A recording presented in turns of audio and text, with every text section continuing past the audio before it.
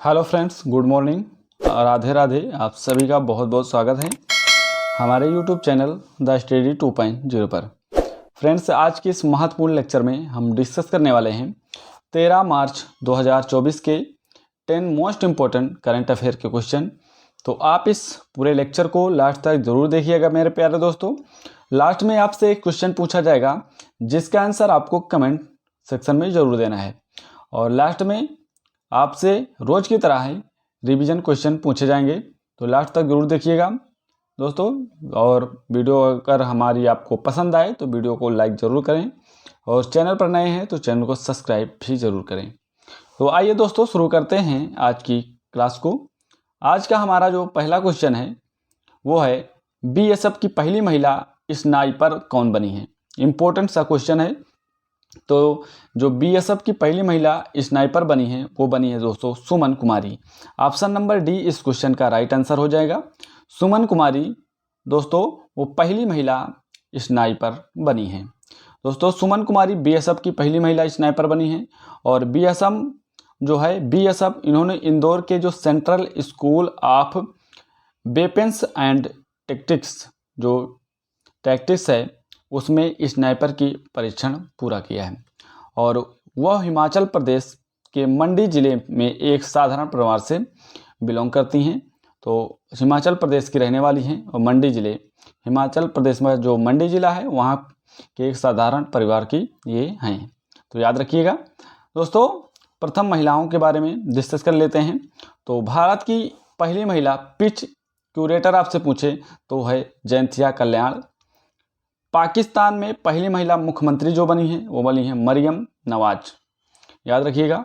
और पाकिस्तान में चुनाव लड़ने वाली पहली महिला हिंदू जो बनी है वो बनी है डॉक्टर सबीरा प्रकाश, याद रखिएगा। जो मनीषा पादी हैं दोस्तों ये पहली महिला सहायक डी कैप बनी है। और दिशा नाइक की मैं बात करूं तो दिशा नाइक देश की पहली एयरपोर्ट महिला फायर फाइटर बनी है। और शांति श्री जो धूली पड़ी पंडित हैं ये जेएनयू की कुलपति बनी हैं। तो यहाँ से इंपॉर्टेंट क्वेश्चन बनते हैं दोस्तों, एक बार रिवीजन जरूर करें इस क्लास को।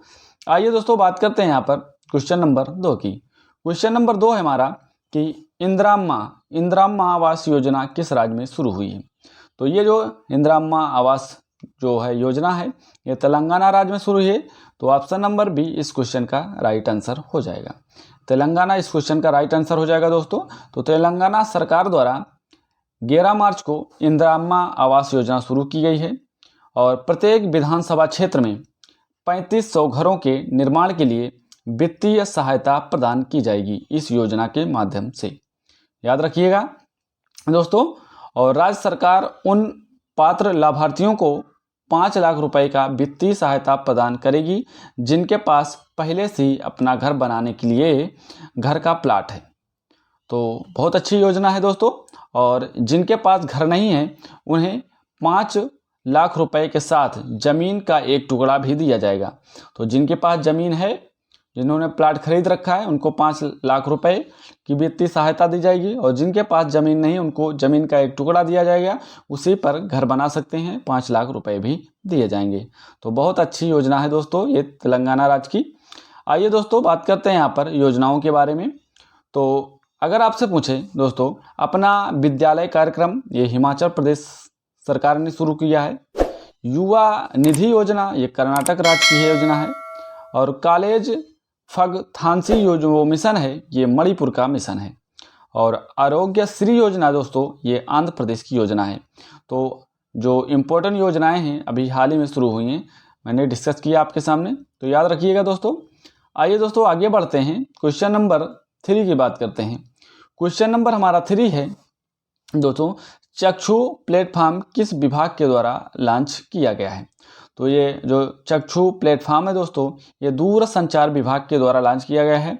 तो ऑप्शन नंबर इसका ए राइट आंसर हो जाएगा, दूर संचार विभाग, याद रखिएगा।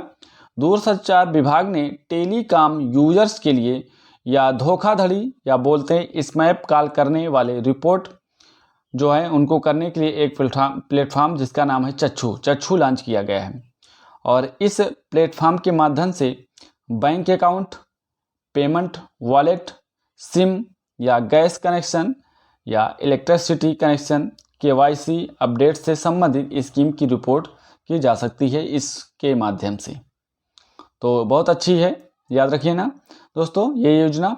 आइए दोस्तों बात करते हैं यहाँ पर केंद्रीय जो संचार, रेल और इलेक्ट्रॉनिक्स है तथा सूचना प्रौद्योगिकी जो मंत्री हैं वो हैं अश्विनी वैष्णव, और केंद्रीय संचार मंत्री की बात करूं वह हैं देहू सिंह चौहान।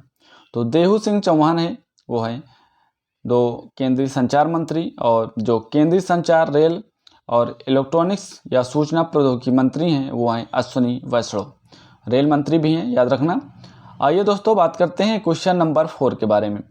क्वेश्चन नंबर 4 है कि भारत का पहला राष्ट्रीय डॉल्फिन अनुसंधान केंद्र कहाँ स्थापित किया गया है।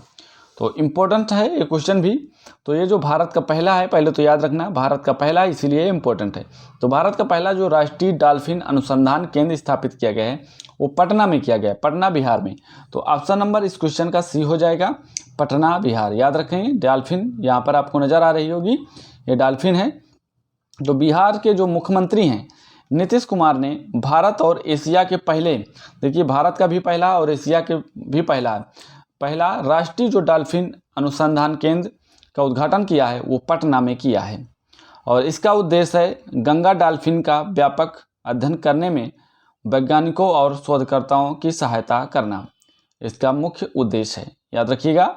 आइए दोस्तों बात करते हैं, इस योजना को केंद्र सरकार ने के द्वारा 2013 में मंजूरी दी गई थी। और गंगा जो डॉल्फिन है दोस्तों भारत का राष्ट्रीय जलीय जीव 2010 में इसको घोषित किया गया था। और यह जो भारतीय उपमहाद्वीप भारत, बांग्लादेश और नेपाल में गंगा, ब्रह्मपुत्र, मेघना और कर्णफुली सांगू नदियों में पाई जाती है। तो याद रखना कहाँ पर, भारत, बांग्लादेश और नेपाल में गंगा, ब्रह्मपुत्र, मेघना और कर्णकुली सांगू नदियों में पाई जाती है। और ये दृष्टिहीन जलीय मांसाहारी जीव है। तो याद रखिएगा कौन सा, दृष्टिहीन है और जलीय मांसाहारी जीव है डॉल्फिन। 2010 में इसको राष्ट्रीय जलीय जीव घोषित किया गया था। दोस्तों याद रखिएगा प्रोजेक्ट डॉल्फिन को वर्ष 2019 में भारत सरकार के द्वारा शुरू किया गया था। और 2023 में गंगा डॉल्फिन को उत्तर प्रदेश का राज्य जो है, उत्तर प्रदेश का जलीय जीव घोषित किया गया है। तो उत्तर प्रदेश का जो जलीय जीव 2023 में घोषित किया गया है, याद रखिएगा दोस्तों। आइए अब बात करते हैं यहाँ पर भारत के प्रमुख शोध संस्थानों के बारे में। भारत का जो कृषि अनुसंधान संस्थान है, भारतीय कृषि अनुसंधान, ये है नई दिल्ली में। भारतीय गन्ना अनुसंधान, ये है लखनऊ में। भारतीय मौसम विज्ञान संस्थान, ये है नई दिल्ली में। और केंद्रीय चावल अनुसंधान संस्थान, ये है कटक में, याद रखिएगा। आइए दोस्तों आगे बात करते हैं यहाँ पर क्वेश्चन नंबर 5 के बारे में। क्वेश्चन नंबर हमारा 5 है, बॉब जोन्स पुरस्कार किसे सम्मानित किया गया है। तो बॉब जोन्स पुरस्कार से जो सम्मानित किया गया है दोस्तों वो टाइगर वुड्स को सम्मानित किया गया है। यहाँ पर ये देख पा रहे हैं, ये है टाइगर वुड्स। तो इन्हें बॉब जोन्स पुरस्कार से सम्मानित किया गया है। तो ऑप्शन नंबर सी हो जाएगा इस क्वेश्चन का आंसर। बॉब जोन्स जो है पुरस्कार से टाइगर वुड्स को सम्मानित किया गया है। तो टाइगर वुड्स इस क्वेश्चन के आंसर हो जाएगा। दोस्तों विश्व के प्रसिद्ध गोल्फर हैं ये जो टाइगर वुड्स हैं। और टाइगर वुड्स को अमेरिकी गोल्फ जो एसोसिएशन के सर्वोच्च सम्मान बॉब जोन्स पुरस्कार से सम्मानित किया गया है। जो ये टाइगर वुड्स हैं दोस्तों, ये 2022 में विश्व गोल्फ हॉल ऑफ फेम में शामिल हुए हैं। 2022 में ये विश्व गोल्फ ऑफ फेम में शामिल हुए हैं। और 2019 में तत्कालीन अमेरिकी राष्ट्रपति डोनाल्ड ट्रंप से प्रेसिडेंशियल मेडल ऑफ फ्रीडम सम्मान इन्हें मिल रहा था। तो याद रखिएगा। आइए दोस्तों बात करते हैं यहाँ पर विश्व के प्रसिद्ध हैं ये, तो ये मैंने चर्चा कर चुका हूँ। आगे आइए क्वेश्चन नंबर 6 की बात करता हूँ। क्वेश्चन नंबर 6 है हमारा कि डाक मतपत्र से मतदाता करने की सुविधा के लिए चुनाव आयोग के द्वारा कितनी आयु निर्धारित की गई है। तो ये जो आयु निर्धारित की गई है वो 85 वर्ष निर्धारित की गई, 85 वर्ष से अधिक आयु निर्धारित की गई है। तो ऑप्शन नंबर बी इस क्वेश्चन का राइट आंसर हो जाएगा। याद रखिएगा इंपॉर्टेंट सा क्वेश्चन है। दोस्तों। और 1 मार्च को सरकार ने 85 वर्ष से अधिक आयु के नागरिकों को डाक मतपत्र से मतदान कराने की सुविधा के लिए चुनावी नियमों में संशोधन किया है। पहले यह आयु 80 वर्ष से अधिक थी, अब 85 वर्ष से अधिक हो गई है। अब 85 साल या इससे अधिक उम्र के लोग पोस्टल बैलेट के चलते बिना पोलिंग बूथ जाएं और वोट डाल सकते हैं। इस इलेक्ट्रॉनिकल जो ट्रांसमिटेड पोस्टल बैलेट सिस्टम भी इसे कहा जाता है। तो याद रखना दोस्तों, इसे जो इलेक्ट्रॉनिकल ट्रांसमिटेड पोस्टल बैलेट भी कहा जाता है, इस सिस्टम को याद रखिएगा। दोस्तों, बात करते हैं भारत का चुनाव आयोग के बारे में।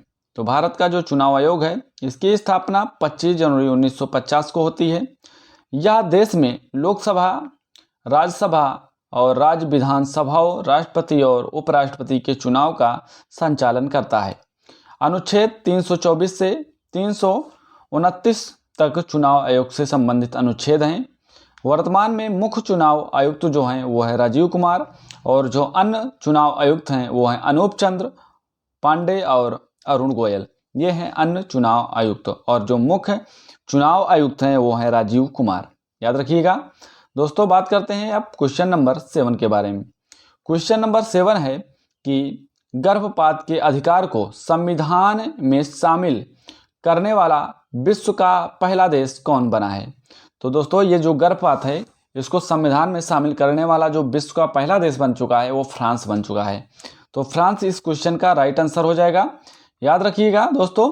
आइए आगे बात करते हैं। फ्रांस विश्व का ऐसा पहला देश बन गया है जिसने गर्भपात के अधिकारों को अपने संविधान में शामिल किया है। और फ्रांस में संसद के दोनों सदनों के सदस्यों ने विशेष सत्र में संविधान में संशोधन के लिए मतदान भी किया है, जिसमें से दोस्तों जो 780 ने पक्ष किया है और जो विपक्ष में है मतदान किए हैं वो 72 विपक्ष में मतदान किए हैं। तो इसीलिए इसे संविधान में इसको शामिल किया गया है। तो 780 लोग हैं उनके पक्ष में दोस्तों यहाँ पर मत किए हैं। तो याद रखना। आइए दोस्तों, बात करते हैं इसका जो उद्देश्य है गर्भपात का, वो होता है गर्भपात के अधिकारों को मजबूत करना, इसका उद्देश्य है। और 1975 में फ्रांस में एक कानून पास किया गया था जिसके तहत गर्भपात को अपराध की श्रेणी से बाहर कर दिया गया था। और 2023 में अमेरिका के सर्वोच्च न्यायालय ने 50 साल पुराने फैसलों को पलटते हुए गर्भपात का संवैधानिक अधिकार खत्म कर दिया है। आइए दोस्तों, बात करते हैं यहाँ पर क्वेश्चन नंबर 8 के बारे में। क्वेश्चन नंबर 8 है कि बी साई प्रणीत का संबंध किस खेल से था जिन्होंने संन्यास की घोषणा की है। तो इनका संबंध है बैडमिंटन से। ऑप्शन नंबर डी सही हो जाएगा इस क्वेश्चन का राइट आंसर। तो बी साई प्रणीत है और संबंध है इनका बैडमिंटन से। याद रखिएगा दोस्तों।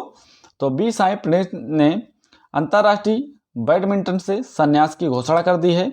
और बी साई जो प्रणीत है एक भारतीय शटलर हैं।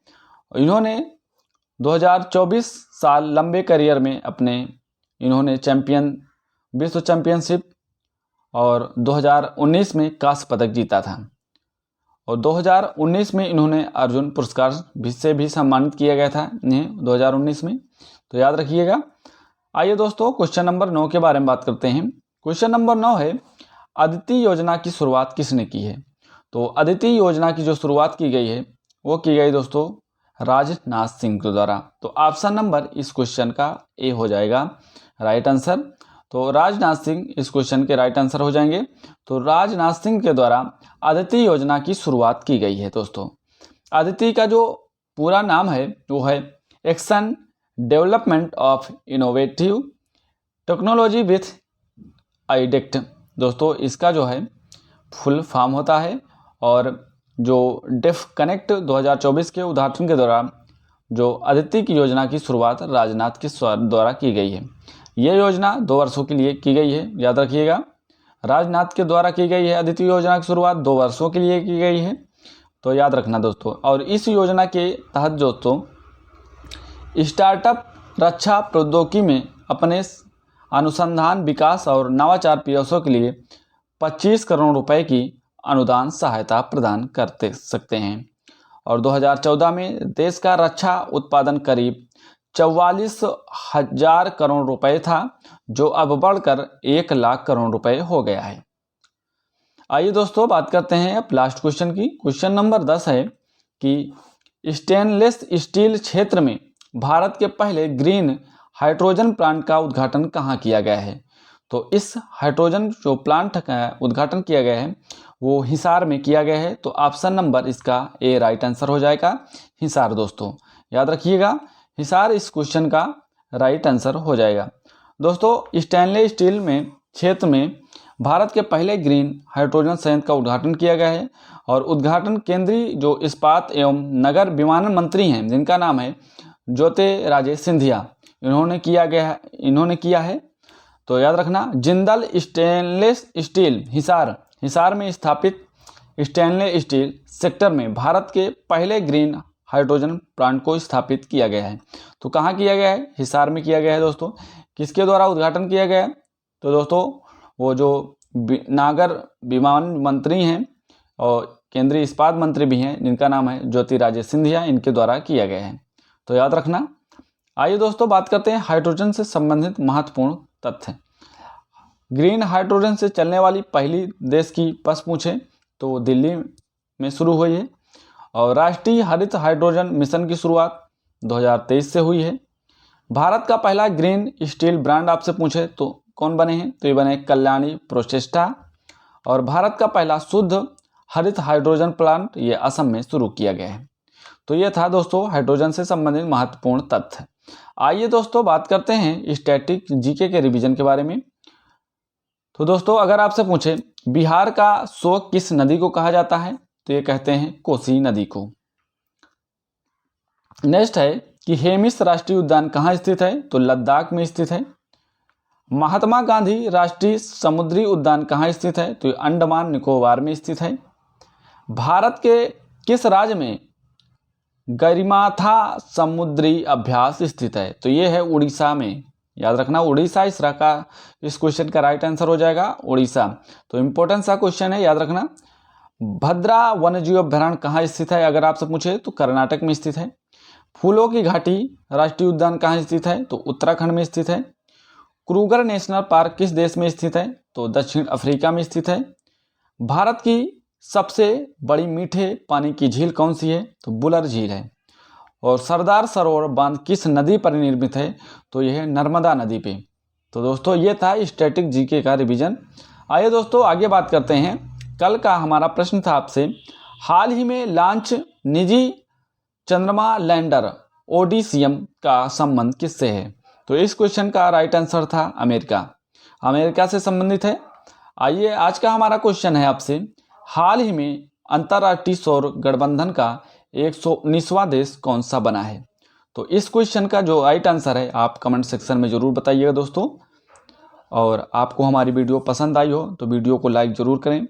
और चैनल पर नए हैं तो चैनल को सब्सक्राइब करके बेल आइकन को जरूर प्रेस कर लें दोस्तों। तो दोस्तों इसी के साथ मिलते हैं नेक्स्ट वीडियो में। आज के लिए जय हिंद, जय भारत।